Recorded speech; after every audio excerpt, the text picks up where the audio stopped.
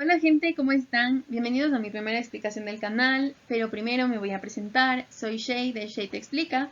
Soy médica veterinaria graduada de la Universidad de las Américas. A mí siempre me gusta enseñar, así que este canal es para ustedes, estudiantes de veterinaria que quieren aprender nuevas cosas cada vez. Hoy vamos a hablar de diagnósticos diferenciales, así que aquí les va un resumen claro y conciso. Pero antes de hablar de diagnósticos diferenciales, es importante entender qué es un diagnóstico. Un diagnóstico es un análisis e interpretación de signos para identificar un estado de enfermedad. Es decir, cuando tenemos a un paciente que presenta ciertos signos, es nuestro trabajo identificar estos signos y relacionarlos entre sí y relacionarlos al mismo tiempo con una enfermedad para poder después tratar al paciente.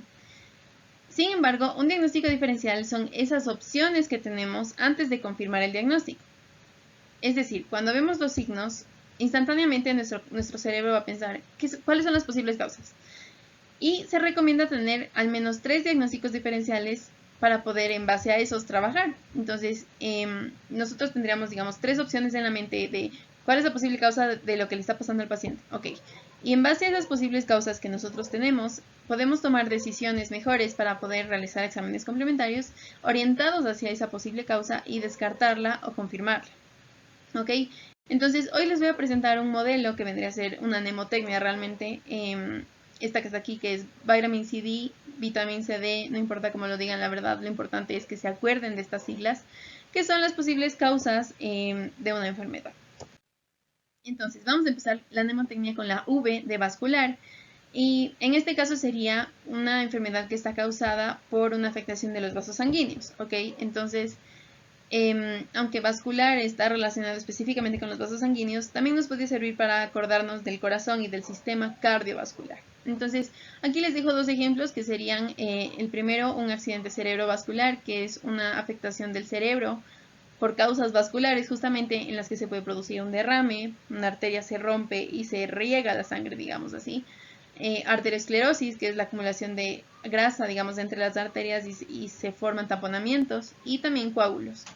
Y de ahí la insuficiencia cardíaca, que sería esta incapacidad del corazón para cumplir su función, que sería bombear sangre hacia todo el cuerpo. En la I tenemos infeccioso e inflamatorio. Tomando en cuenta que infeccioso es cualquier enfermedad, digamos, o cualquier causa de enfermedad eh, que es contagiosa y que está relacionada con microorganismos, sean virus, bacterias, hongos, parásitos.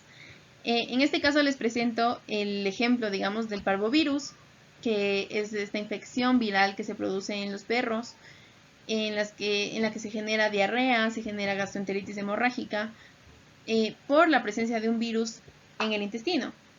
Y de ahí tenemos la parte inflamatoria, y un ejemplo que les tengo aquí es la gastritis por cuerpo extraño. Es decir, si un paciente se come un cuerpo extraño, este va a lastimar la mucosa y va a generar inflamación. Sí, o sea, la mucosa se va a dañar, va a presentar dolor, enrojecimiento, hinchazón. Entonces, es importante entender que algo infeccioso y algo inflamatorio no es lo mismo, ya que algo infeccioso depende de la presencia de un agente microbiano eh, que genere una infección en el paciente, por decirlo así. Y algo inflamatorio no siempre es infeccioso, ya que puede producirse también por un trauma, por algo que lastima, digamos, el tejido. Tenemos la T de traumático o tóxico, y en este caso el ejemplo más claro y más fácil que encontré sería el de una fractura. Un trauma es cualquier golpe, caída, atropellamiento, es cualquier impacto que genera una herida, digamos, en el paciente. Y de ahí tenemos la T de tóxico. Les dejo el ejemplo de la intoxicación por chocolate, en la que el paciente con los perros consumen chocolate y se intoxican por un compuesto que se llama teobromina, que es cardiotóxico y afecta al corazón. Entonces, bueno, obviamente una causa tóxica sería por ingestión, por este contacto también con la piel. Y en nuestros pacientes eso es muy importante porque a diferencia de nosotros como personas, ellos se pueden comer cualquier cosa y están expuestos también a los alimentos que nosotros tenemos y que no siempre son aptos para ellos. Bueno, continuando con la A, tenemos la A de autoinmune y de alergia. Las enfermedades autoinmunes, como el lupus eritematoso sistémico que les pongo aquí, por lo general consisten en que el cuerpo combate contra sí mismo. Entonces se generan anticuerpos que afectan a los órganos del propio paciente. ¿sí? Y esto por lo general lleva a disfunciones orgánicas donde los órganos dejan de funcionar y dejan de cumplir su función porque fueron dañados demasiado. En la parte de alergias, las alergias son reacciones exageradas del cuerpo ante los alérgenos, que son sustancias, moléculas que son extrañas para el cuerpo y que las reconoce de forma muy exagerada. Entonces, se producen reacciones porque entra el sistema inmune a generar, digamos, estas reacciones, a liberar compuestos, a generar anticuerpos y se produce, digamos, la reacción. El ejemplo que les dejo aquí es la dermatitis alérgica por la picadura de la pulga, que por lo general se produce en la zona del rabito de los perros, sobre, digamos, la colita. Y básicamente el perro es alérgico a proteínas que están en la saliva de la pulga, por lo que genera esta reacción en la que pica mucho, en la que se pone rojo, en la que se lastima, en la que se hincha, se dematiza. Entonces el paciente genera esta reacción exagerada a la saliva de la pulga. Tenemos la M de metabólico y aquí también incluyo yo las causas endocrinas, digamos las enfermedades hormonales.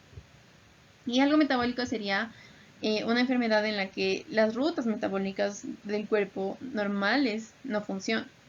Un ejemplo que les digo aquí es el síndrome de Cushing, donde se produce un excesivo cortisol en el cuerpo. Y obviamente se generan todos los signos que se presentan en el Cushing.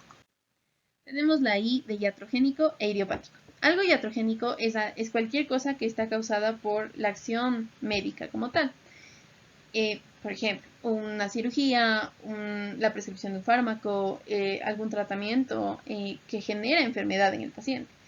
Un ejemplo que les dejo aquí es la degeneración de la retina por el uso de enrofloxacina en gatos. La enrofloxacina es un antibiótico que se puede recetar y que el médico mismo va a enviar al paciente y en este caso puede generar degeneración de la retina. Es por esto que este antibiótico no es la primera elección que tenemos en gatos y de hecho se manejan dosis específicas que no pueden pasarse de 5 miligramos kilo. En la parte idiopática, algo idiopático es algo que, digamos por decirlo así, no tiene una explicación específica. Entonces es algo que se produce y no sabemos por qué. Y el ejemplo más, digamos, más representativo que tengo aquí sería el de la epilepsia idiopática, que es una epilepsia que no sabemos cuál es su causa. Tenemos la N de neoplasia y nutricional. Neoplasia, por un lado, relacionado con esta formación de células anormales que forman tumores, que forman masas. Pueden ser tumores benignos, malignos, que se relacionan con la parte oncológica de cáncer. El ejemplo que les dejo aquí es el carcinoma mamario.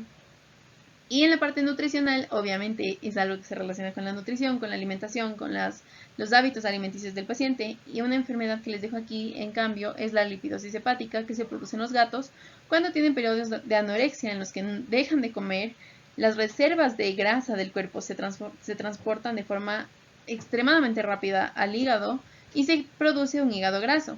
Entonces, esta acumulación de grasas en el hígado genera cirrosis y el hígado pierde sus funciones. Esta parte de la CD, de la mnemotecnia, me encanta porque están dos conceptos o dos etapas de la vida que son opuestas. La C es de congénito y quiere decir cualquier enfermedad que se produzca desde el nacimiento en el paciente. Un ejemplo que les dejo aquí, en cambio, es el labio leporino, que es una malformación del labio en los perritos al momento del nacimiento que se puede corregir de forma quirúrgica.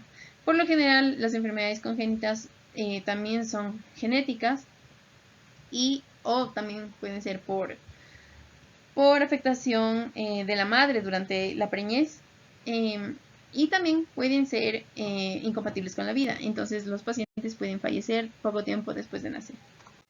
Y tenemos la D en cambio de degenerativo, lo cual es contrario porque hablamos de algo que normalmente se relaciona con las etapas geriátricas de la vida del paciente.